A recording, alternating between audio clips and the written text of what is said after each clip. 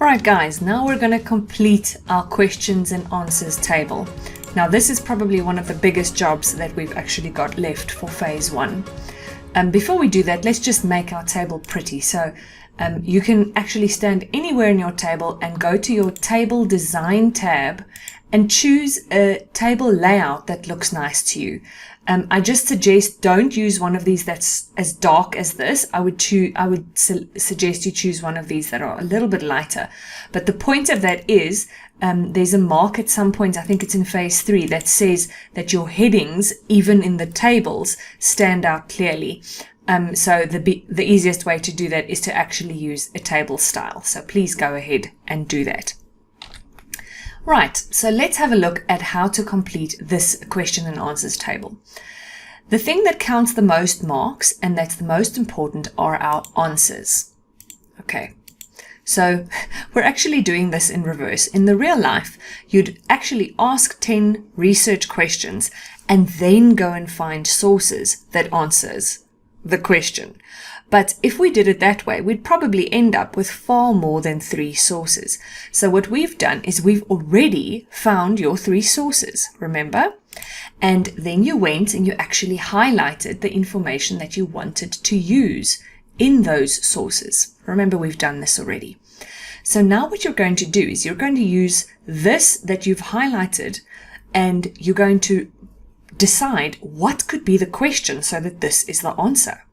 Okay, so we're like reverse engineering over here.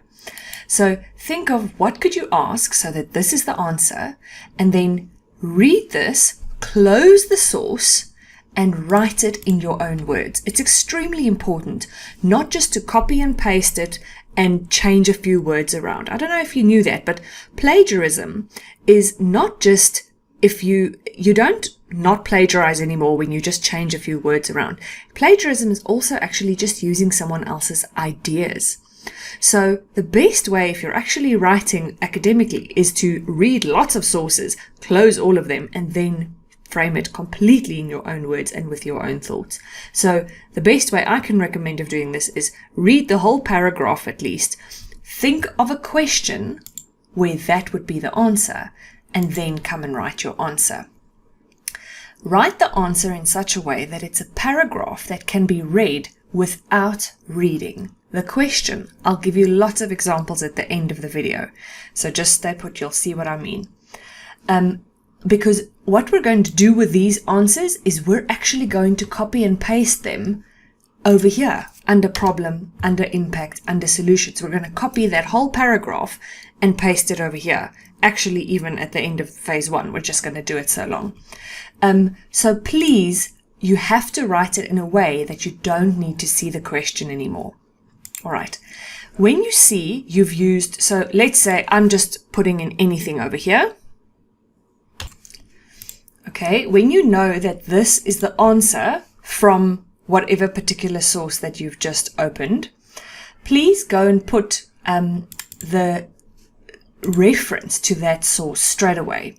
So the correct way, not that this is counting a mark, but the correct place to actually put in a citation is before the full stop. So you'll put it in over there, before the full stop. If you're putting in bullets, one usually puts in the citation before the semicolon. Over there. Right. So that's the 2 ways one would usually put it. And if you get the information from more than one source, you can just put in both citations. Okay. So type in your answers. Think of a good question where that is the answer. Let's just have a look quickly at what the department actually wants from us. We want questions that will guide the investigation. We want at least 3 different levels of questions. I'll give you some tips on that now. We want 3 categories of questions. Here are some examples of categories: background, problem, impact, cost, solutions. When you did your research, you would probably have identified some categories now. Remember, these categories have or will become these headings that we've already said, hey? These.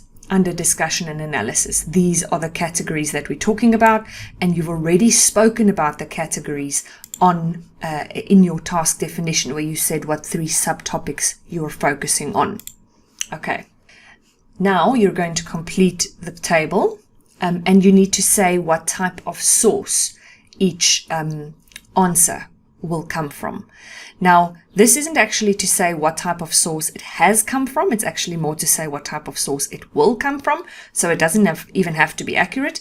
You can pretty much fill in internet for all 10 of them and you can still get your mark, but for variety's sake, especially because there's a mark that says you've got 2 internet sources and 1 other source, make one of them, at least one of the different sources, a report or a video or a news article or something like that. So where do you get the information where you're going to answer this question from?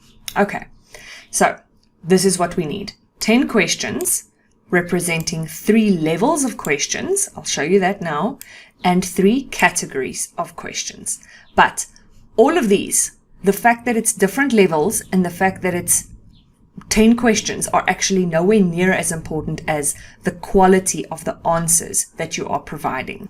Okay, so your table will look something like this. They show it in bullets, but in general, I find it is just the best to put it in paragraphs already because you're going to need it in paragraphs in phase 3. Right, you can fill it in either in a summary in the table itself, or you can actually put in a hyperlink to the summary that you've already filled in at the top over here. So if you want, you can go and put your answers straight away over here and use a bookmark and actually just hyperlink to the bookmark from the answer over here. All right, let's quickly have a look at the level of the questions and category I've spoken about. So levels of the questions. This is a source that I've put in the description below the video. You can go find a link for this, but let's quickly have a look. Basically, a level 1 is a question that gives us facts, definitions, summaries, facts, questions. What's the definition? When did something occur? What's an example of? Something like that. Okay, so one would usually have a few of these, but not that many. I find most of the time you have mostly level 2 questions, analysis or interpretation questions. So you're looking for context, impact, how did something occur, what are the reasons, how does it work, what's the relationship between problems, possible solutions, arguments, evidence, blah, blah, blah. Okay, so most of the time I see that most questions are level 2 questions. Level 3 is probably the most difficult to get right. So I wouldn't actually even aim to get, personally, I would do like 7 question level 2 or like 6 level 2, 1 or 2 level 1s, and then literally you just need 1 level 4 or 1 level 3 to get your final mark. In total, you need 10. But you don't have to have one of all of each. You just need 3 levels in total. So a level 3 is a hypothesis or a prediction question. So that's like, if this happens, if that occurs, what would happen? What theory it's basically predictions. Okay, hypothesis is like you're sitting and thinking what would happen if this and that falls into place. A level 4 is much easier to do. A level 4 is basically giving your own opinion and giving an evaluation, saying if something is good or bad, if it's effective or ineffective, proven or unproven, ethical, unethical, and even saying disadvantages and advantages, plus a why, because you're giving your opinion, then it's actually a level 4. Okay, so I hope you have an idea by now, and then let's have a look at some examples. I'm going to start with an Afrikaanse example or 2. That's a good example. So, an example, kom ons kyk gou in Afrikaans dan. Hoe is die musiekbedryf geaffekteer deur COVID? Dis 'n vlak 2, want dit is net 'n ondersoekende vraag. Kategorie is 'n impak, dis 'n webtuistebron. En die antwoord sal jy sien, ek het nie meer die vraag nodig om die antwoord te kan verstaan nie. Die musiekbedryf is negatief geaffekteer deur COVID, bla bla bla bla bla. Okay, cool. En ons het klaar ons citation, 100%. Hierso het ek 2 screenshots geneem, net van die vrae en die antwoorde, sodat mense kan sien, jy kan die vrae en die antwoorde apart verstaan. Wie het gesê dat mense van die huis af moet werk? Aangesien die uitsluiting begin makliker geraak in die ekonomie geleid geraak, ook net die regering die bevel in die COVID-regulasies bou, dat alle mense wat in staat is van die huis af te werk moet so doen.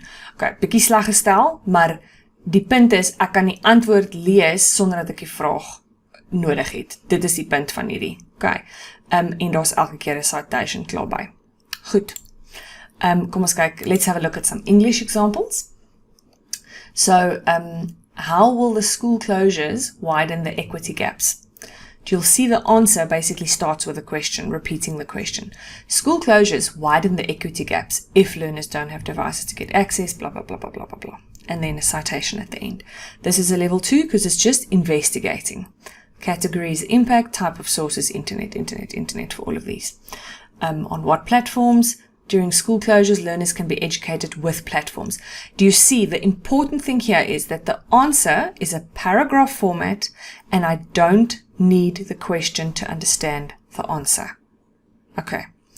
Here, I just want to show you a level 4 example. Do you see level 1?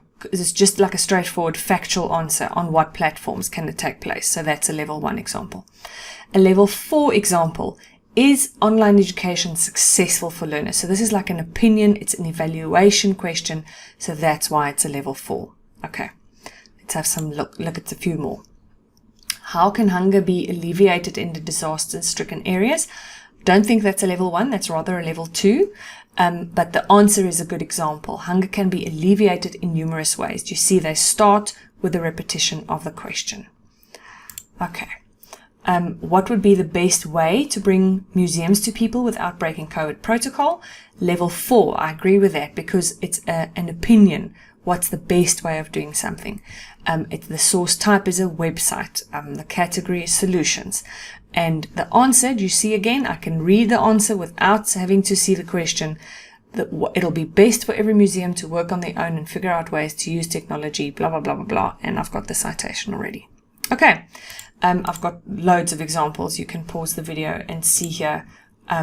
Would it be better? Also a level 4, that's correct. Here's a level 3. Let's have a look at this one.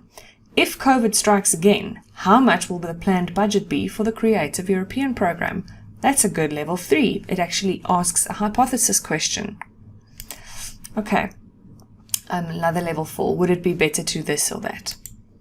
And here's a document from a website, so it's actually like a report. Okay. Straightforward definition question. What is animal cruelty? Level 1, agree with that. And let's see the answer. Animal cruelty is to neglect care. So, perfect example. Let's have a look at some wrong examples. Afrikaanse eerste. Hoe gaan ons byeenkomste keer dat mense nie COVID kry of versprei nie? Deur die dra van maskers. Sien jy?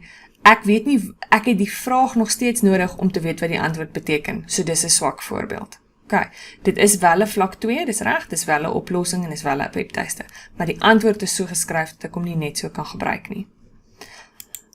Okay, example of an English wrong example. How did Doctors Without Borders come to be? It was founded. Okay, you can't answer like this because you can't just use this paragraph in the end. You should say, Doctors Without Borders was started because people weren't satisfied, blah, blah, blah, blah, blah. Okay, it is a level 2 solution. I don't think it's a solution. It's more like background. And source type is probably internet. That's fine. Okay, let's just look at the answer. A targeted safety net. What's a targeted safety net program? I don't know. I have to read the question. What's the definition of a school feeding program? So again, it's a bad answer. So, question is correct. Level is correct. It's a definition. Problem, yeah, it's okay, probably. Or background, I would say. Source type is right. But the answer is badly written. Okay. Let's quickly have a look just at one more thing here. So our questions are levels. So you have to have 10 questions, 3 different levels, 3 different categories. Please, not more than 5. I would say 5 is the absolute maximum for the number of categories. Source type, please fill this in for every single one. Okay? And an answer for every single one. A nice little paragraph for each one, I would say. Okay, let's see where our marks are at by now then. We've identified a possible appropriate source for each question. We've got 10 questions included. All questions are relevant to the topic. Questions represent at least 3 different cognitive levels. Okay. All questions are grouped under categories, and we have 3 categories. We've also now completed the table of questions and sources table with all the columns. Right, so that was quite a bit of work. You'll see you got quite a bit of marks for those. Oh, and we've even done the information. The summaries are completed for all the questions. The summaries give information available in the sources.